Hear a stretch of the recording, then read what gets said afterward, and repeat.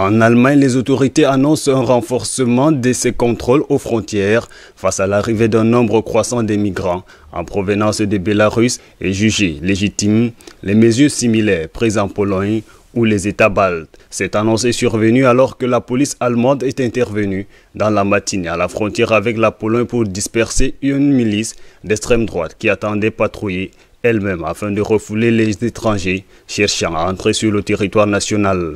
La police a refoulé une cinquantaine de sympathisants venus dans la Brandeburg à l'appel de groupuscules néo-nazis Troisième Voie pour s'opposer à la venue des demandeurs d'asile. Ce mouvement est considéré comme violent et dangereux par le renseignement intérieur. Lors de cette opération, elle a saisi une machette, une baïonnette, des bâtons ou du gaz de poivre en bombe aérosol.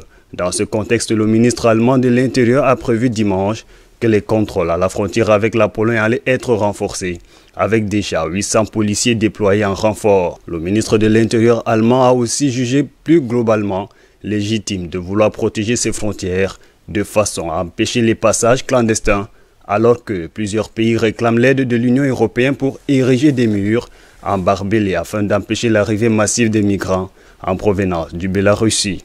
La Pologne a ainsi demandé 350 millions d'euros et mobilisé des milliers de soldats à la frontière pour construire un mur à sa frontière avec le Bélarus.